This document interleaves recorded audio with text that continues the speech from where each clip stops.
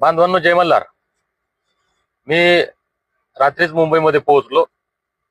बरेच बांधव आमचे मल्हार मावळे जे मुंबईमध्ये पोहोचले त्यांचं अभिनंदन.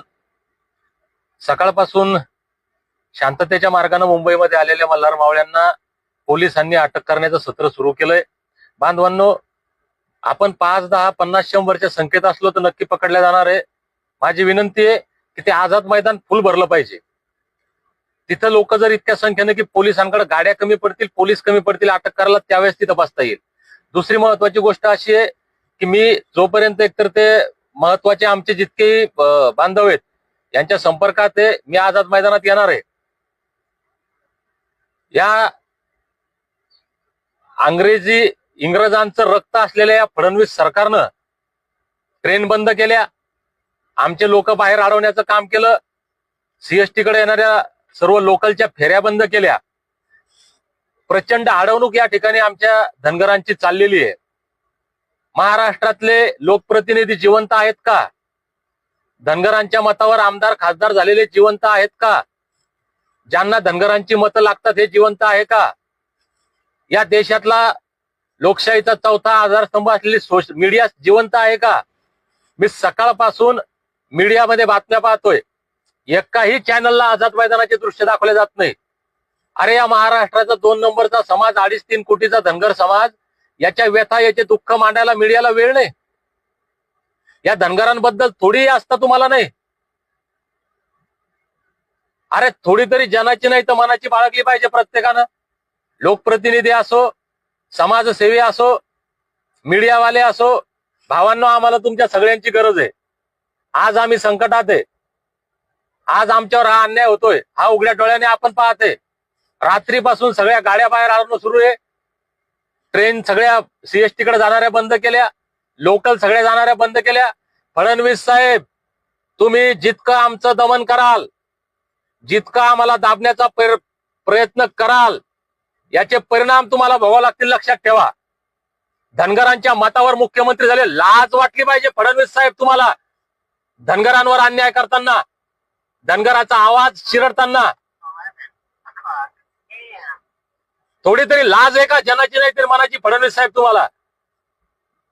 जाहीर बोलले ना तुम्ही, धनगरांच्या मतावर सत्ता आली, धनगरांच्या मतावर मुख्यमंत्री झालो, धनगरांच्या मतावर आमदार झालो, पहिल्या कॅबिनेट मध्ये देतो. हे उपकाराची परतफेड करता तुम्ही धनगरांच्या. बांधवांनो, मी आझाद मैदानात येणार आहे. आणि आता दुसरी एक विनंती करतो, जिथं गाड्या अडवल्या ना तिथं रस्त्यावर बसा. आता कशाबद्दल गाड्या अडवता? आझाद मैदान काय फडणवीसच्या बापाचं आहे का? काय येऊ देत नाही आम्हाला आझाद मैदानात? मुंबई आमची नाही का? या मुंबईमध्ये येण्याचा आम्हाला अधिकार नाही का? काय चाललंय हे? अरे, तुमच्यापेक्षा इंग्रज बरे. तुम्ही आम्हाला आंदोलन, उपोषण करू देत नाही. तुम्ही आमच्या हक्क अधिकारासाठी आम्हाला बोलू देत नाही. आमच्यावर झालेला 80 वर्षापासूनचा अन्याय आम्हाला बोलायचं तुम्ही बोलू देत नाही. तुम्ही दिलेलं आश्वासन पाळत नाही. माझी मुंबईमध्ये मीडिया ही सगळ्यात स्ट्रॉंग आहे. मीडिया प्रतिनिधींना हात जोडून विनंती, भावांनो, इकडे तिकडे गेल्यापेक्षा आझाद मैदानाकडे या. या फडणवीसचा पोलिसांच्या खांद्यावर बंदूक ठेवून आमच्या धनगरांवर काय अन्याय चालला जरा दाखवा जगाला. माझी प्रत्येक मल्हार योद्ध्याला विनंती आहे, जिथं पोलिसांनी दमन सुरू केलं, जिथं दडपशाही सुरू केली, हे सगळे लाईव्ह दाखवत राहा.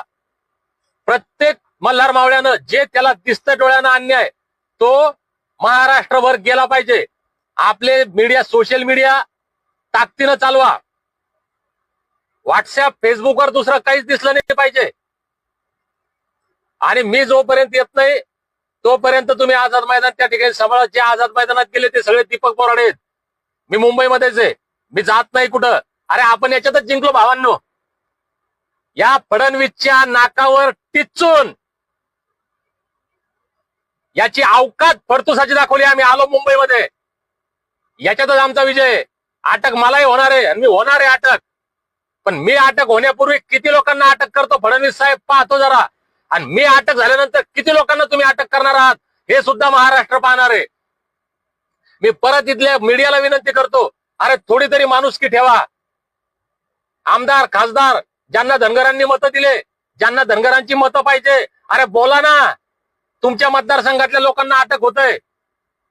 तुमच्या मतदारसंघातल्या लोकांना मुंबईमध्ये फिरू दिल्या जात नाही. आम्ही काय पाकिस्तानातून आलो काय रे? आमचा या महाराष्ट्रावर, या मुंबईवर, या आझाद मैदान इथल्या मातीवर, इथल्या जमिनीवर आमचा अधिकार नाही का?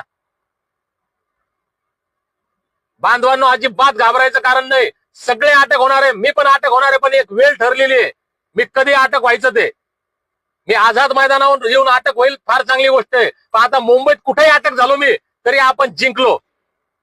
अख्ख्या महाराष्ट्राची पोलीस दीपक बोर्डाला धुंडते, पण नाही सापडला. याच्यात आमचा विजय आहे. यांच्या नाकावर टिच्चून आम्ही मुंबईमध्ये आलो, यात आमचा विजय आहे.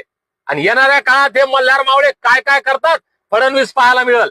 बांधवांनो, लढेंगे जितेंगे. अजिबात घाबरायचं नाही. आज सकाळी 2 सलाईन लावले म्हणून आवाज वाढा माझा. अजिबात तब्येत ठीक नाहीये, पण आम्ही या परिस्थितीत सुद्धा डगमगत नाही. कारण आमचं रक्त सुभेदार मल्हारराव होळकरांचं रक्त आहे, अहिल्यादेवी होळकर, महाराजा यशवंतराव होळकरांचं रक्त आहे, भीमाई होळकरांचं रक्त आहे. त्याच्यामुळे अजिबात घाबरायचं कारण नाही. चला, जय मल्हार. मुंबई सोडायची नाही. आणि जर मुंबईतल्या जितक्या बांधवांना, मला माहिती आहे 1% सुद्धा लोक मुंबईमध्ये आलेले नाही धनगरांचे, जे बाकी आहेत प्रत्येक जिल्ह्यात, तालुक्यात, गावाचे धनगर आहे, उठा धनगरांनो, घराच्या बाहेर निघा. आमच्या मायमाऊल्यांनो, अहिल्यामाईंच्या लेकींनो, घराच्या बाहेर निघा आणि या रस्त्यावर तुम्ही मुंबईमध्ये